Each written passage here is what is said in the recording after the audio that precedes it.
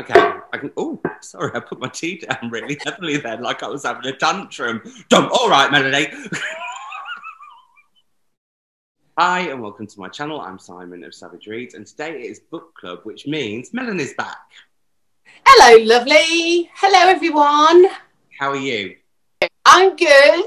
So much going on as usual. Bit knackered, but very happy to see you. Although, look at us, we're back to our original state. I know. Circumstances and all that malarkey. Also, that's why this book club is a little bit later than normal. And what we've decided to do is our next book club won't be until the middle of January, just to give people a bit of a breather over Christmas, including ourselves. But yeah, a giveaway of that book wanged on the end of this video. So we'll look forward to that because someone forgot to pack it. In the last month and a bit, we have been reading Tamsin Calidas' I Am an Island, which was your choice, Melanie Sykes. It was my choice. So an old friend of mine said, oh, you've got to read it. You're going to love it. And I just thought, okay, I will. And it just wasn't what I expected because he'd given me the lowdown of what it was about. But wow, it's not even remotely what I thought it was going to be. And I really loved that. I enjoyed it from start to finish, if enjoyment is the right word, because it is a harrowing account of somebody's life. I mean, it's trauma after trauma after trauma, but actually the writing is so exquisitely beautiful that it was a page turner. And I don't know, I just thought it was a beautiful read, even though there's a lot of pain in it. Yeah. So I'm a big fan of this book. I thought, because we talked about this before, haven't we? How both of us quite like the idea of like buggering off to an island and literally being on our own for quite a while. It's a really nice dream. And I kind of thought this was going to be her story of how she'd had an awful time in London, so she was going to be making a new life for herself, and it was going to be like this nature and all that. Oh no. Well, that's exactly what I thought. I thought it's an aspiration that I have, not anymore. But it was, it's an aspiration to just disappear and be on an island and be with nature and just be cut off from all the things that stress you out. And city living is hard. It is hard. And I thought it was obviously going to be a triumph of a move. And it was in so many ways, but not in the way that you and I were thinking. No.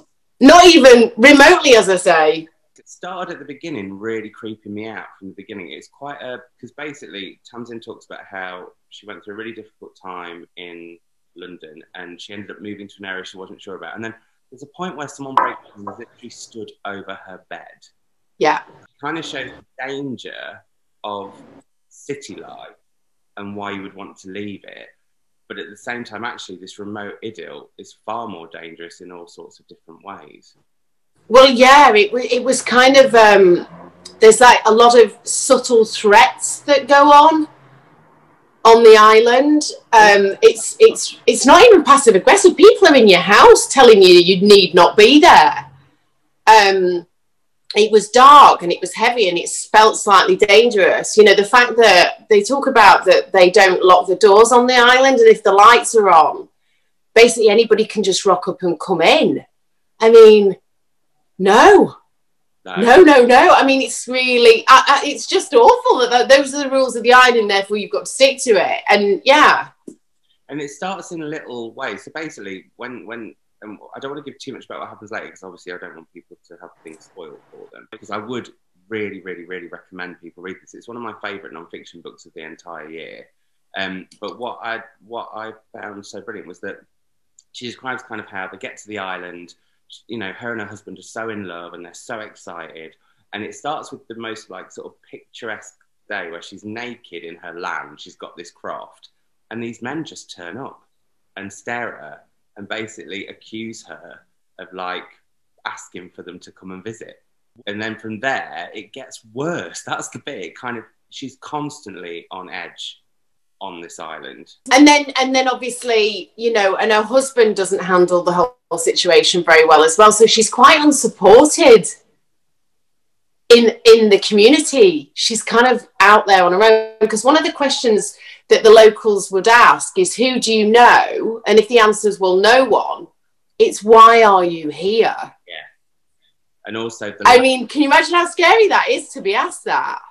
So this book could be quite triggering for a lot of people around wanting to be a mother, or around sort of violence in domestic abuse. Yeah. It looks at grief. There's a lot of not great stuff about animals. But it's a croft, so of course you've got to expect there's going to be stuff about animals. It's not a fairy tale.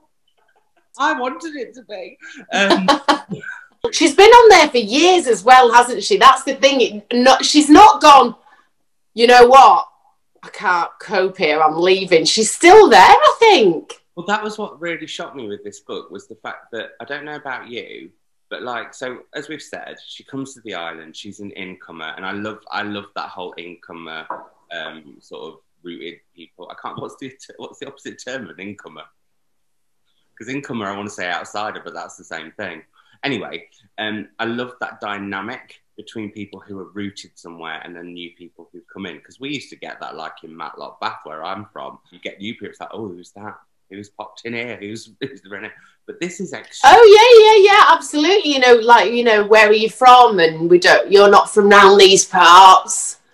It's one of them, isn't it? But I tell you what, I'm still love the idea of escaping to somewhere where all you see is sea and sky and a beautiful landscape, and the weather coming in, and the different sunsets and sunrises. Those things are still there. She writes about them so beautifully, and it still makes me want to experience that.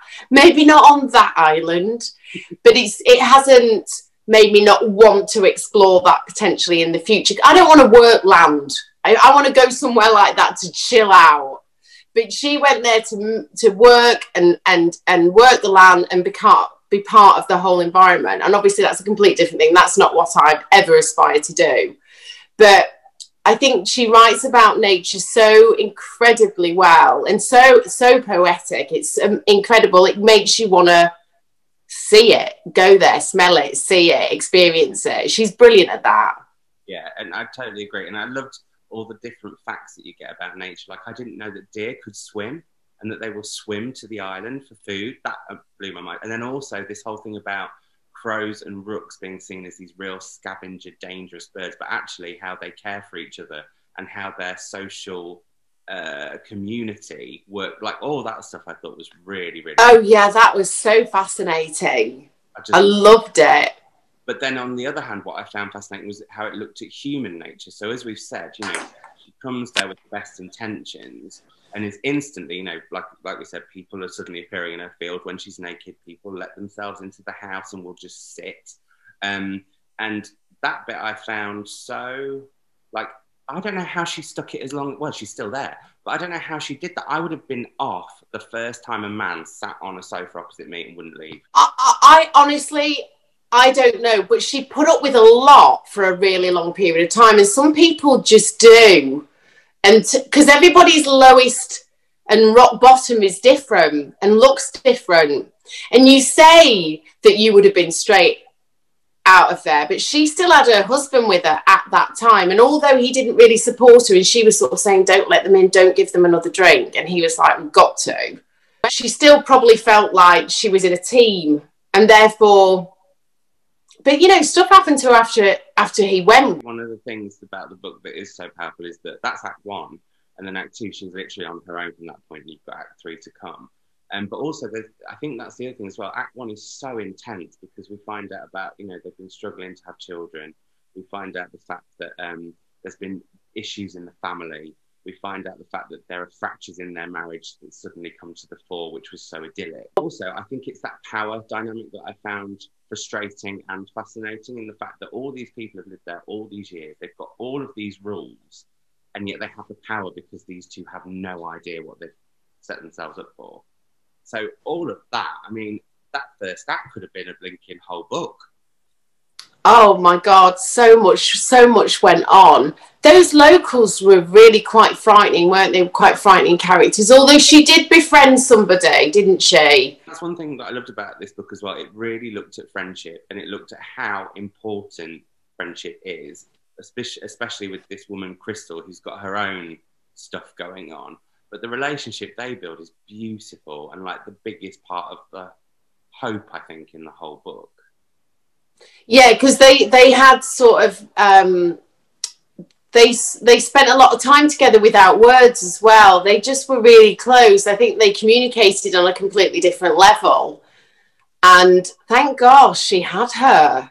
But then that even ends in the most tragic way. Yeah. And there was a few points where I was like, I can't, not that I can't believe it, because I can. It's if it had been a novel, I would have been like, there's far too much going on in here. I can't do with all this. What I found really interesting in this book is the way on the island you've gone so far backward in terms of how women are meant to be and meant to act. You know, there's an affair that happens and it's just like, even the women turn on her. Like there's no, and you know, you'd expect there to be some sort of sisterhood, but there's absolutely none if you are an incomer to the island. Yeah, because she sort of she falls a little bit prey to initial communication with women, because they sort of want to get her in board. There's a few girls' nights out, but there's so many rules and regulations within those relationships because she's an outsider. So therefore, she's never really in the mix. She's not one of the girls ever. And after her marriage breaks down, there's also this kind of thing of, have you not left yet? Should you not go now? You really need to go because you've not even got a man now. And that I just found like so 1600s Britain. I was just like, what? How can this all still be happening? But clearly it did. Yeah, just really old school, rigid laws of their land. One of the things that I loved about it was that she shows in the book how nature actually controls us in so many ways. So, you know, you have the fact that they are literally at the behest of the elements. And then actually towards the end of the book, it's water that really, really saves her. She's actually suicidal and water saves her. I loved that sort of how nature plays such a cruel part and such a hopeful part in the book. I loved all of that section. It was an amazing, I mean, like you say, she's suicidal, she's in the water, and somehow the water changes her mind. You know, that's that moment she felt held by it, and therefore it was, you know, I'm not doing this, I'm not going to do this right now. And then she goes to the water time and time again. That, I've got to say, that whole swimming in the cold ocean, that appeals to me. I'm not the strongest swimmer, but I want to be in like in a winter scene and just go in there, because it's supposed to be incredible for you. You'll only feel invigorated by that, wouldn't you? There's that slight fear when you're in there because you don't know what else is in there. It's also the unknown. It's the fact, you know, it can be really powerful and take over, but yet it's also at the same time as being terrifying, totally invigorating. Yeah. I'm definitely wanting to do that. So that whole section was very inspiring, I have to say. Well, I thought that, again, it was that thing of it coming back to nature, and it kept coming, and also human nature and nature. What was your takeaway from the whole book? That the human spirit is ever evolving and always strong. It just somehow, basically, it's life. And it throws lots of stuff at us, and we have to work through it and we can never really work round it. We have to work through it. And she owns all of the trauma. She owns everything that's happened. She analyzes it. She works it out and finds the things that soothe her. There isn't any avoidance techniques in this book at all. It's like head on through it and out the other side. And I think that's inspiring for those who don't have that naturally. But I think we all do. It's just about tapping into it and not being bitter and not letting it completely finish us off. And, you know, just constantly putting one foot in front of the other. And I found it so inspiring on that level, because we've all got it within us to do that. The story was pretty horrendous, and most of us will never experience all of those things in one lifetime. We won't. Hope to God we don't. But the fact is she did, and she got through it, and all the while being creative, writing an extraordinary book about it. I mean, she's multi-talented, this person, isn't she? If you think about it, even at one point she goes to auction. And she's the only woman that's probably ever been in the middle of the whole scenario, and they're jeering at her and saying they want to buy her and talking about her body. And she does it though. She's out there. She's breaking all the rules of the island, and because she's got to, not because she's a rule breaker and she just wants to. She's got to because she blooming lives there. And it's not a case, well, I can't do this, I'm going home. She's got staying power, that's for sure. It has, and I think it's a book very much about how, again, it's about nature and our natural instinct to survive. You know, even when her marriage is rocky, she wants to try and do the best of it. She wants to, you know, there will be some people who read it and go, why would you not just walk away? Very much like I would have done if a strange man sat on a seat opposite me. Well, it depends if he was bearded and quite hot. And one question actually that we got from one of our read-alongers, that's a good term, said, a very triggering book though, right? Especially the other inhabitants and when she's at the market. And that market scene really, really will stay with people, I think. Because also it's not just that they're saying they want to buy her, they start touching her.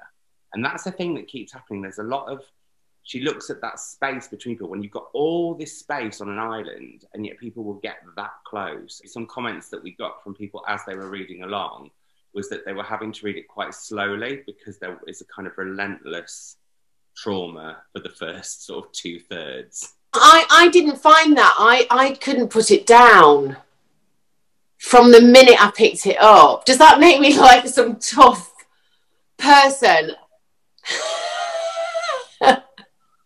No, we all read things differently. I just find it fascinating because I, like you, read through it pretty quickly. I found there's almost, it's the sort of non-fiction I really love because it is a story. It is her story.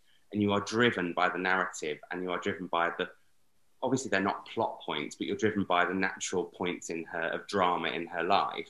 I thought I just literally couldn't stop it, but there were quite a lot of people who were saying they were having to pick it up, read a bit and put it down. No, I can understand it because it is a catalogue of disasters, physical, mental, and everything else in between. And I can understand why people are like, do you know what, I need a breather from this. I totally get it. I personally wasn't one of them, but I totally understand because it's so intense. Yeah. Other questions we've got are Graham Stiller's books. He always has brilliant. Oh no, this is not a question though. I need to learn the difference between a question and. He said he felt it was both beautifully written and harrowingly sad. It left him heart sore.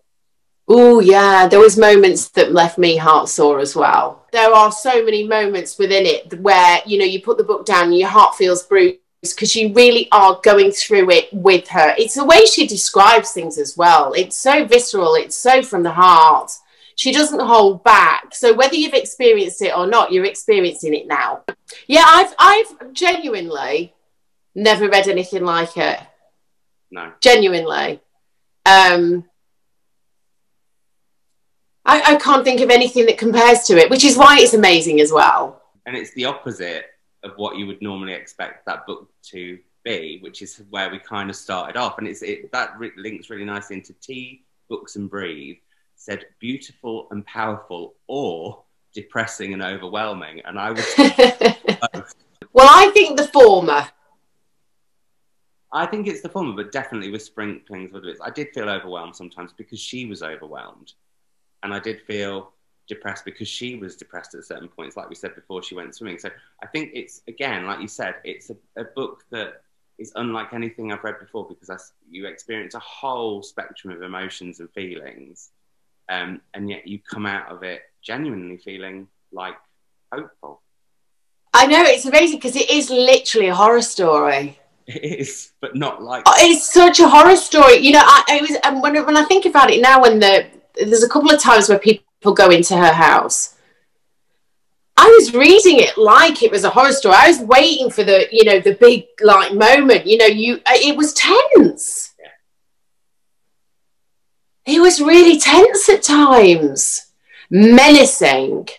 So menacing. So many moments that were really menacing. And it wasn't just the men, it was the women as well. It's the menacing nature of nature. It's the menacing nature of... I love that. That's the perfect term for this book. I would say menacing and sort of magical all at once without actually there being any magic. But you know what I mean? Because it's that sort of, that if you were going to give it 2 words, menacing and magical, I think would be the 2 that I would sum it up by, actually. Yeah, I would agree with that, definitely, because you've got this lovely mix of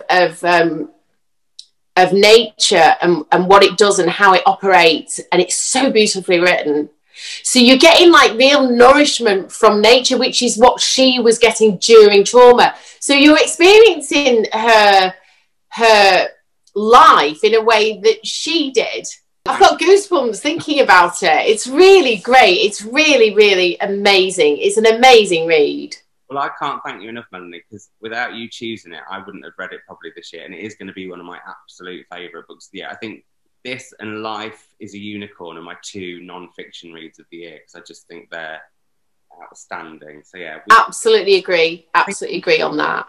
People might be able to tell that we both really like this. So the next one we're going to read is Marianne Keyes' Grown Ups. It is. This is my choice, even though I don't have a copy of it with me. I haven't read a Marianne Keyes for a really long time, actually. I know she's extremely prolific, but I think I've only read one of hers. I've not read any.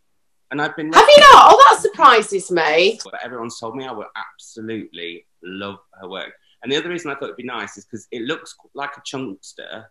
It's meant to be quite funny. It's about family, and I thought over the Christmas period and beyond into the new year, it might be just a bit of something that I think is really quite moving, but also very, very funny and life-affirming, and people will chime with it. Yeah, I mean, you know, all the little reviews and stuff on the back, they're just, you know, celebrating it and saying it's hilarious and really, you know, true to life and all of that stuff. So that's always good. So I'm looking forward to this. We've got plenty of time because it's Christmas and New Year, so we can snuggle down with this. Exactly. And then we will be back in the middle of January, back in real life together, because we've made a pact. Yes. That's it now. We're not doing... Now that the restraining order that Melanie put on is passed, meet in real life again. We wish you all a very, very Merry Christmas and a Happy New Year. Thank you, everybody. Merry Christmas, and thanks, Simon, and I'll see you again soon. Bye. Bye. Hi everyone, as promised, I'm here with a giveaway for all of you to enter if you would like, and that is for our next book club pick, Marianne Keyes' Grown Ups, and it comes in this special red festive edition. Now, all you need to do in order to win a copy is, or be in the chance of winning a copy, I can't give everyone a copy, is in the comments down below in the next 2 weeks before Christmas, just let us know what books you're really hoping for Christmas in the comments down below, and I'll pick one of you worldwide after Christmas Day to send this out to, because we'll be talking about it in the middle of January, so that gives you a little bit of time. So there we are, a little extra Christmas treat, and I'll see you all soon. Bye.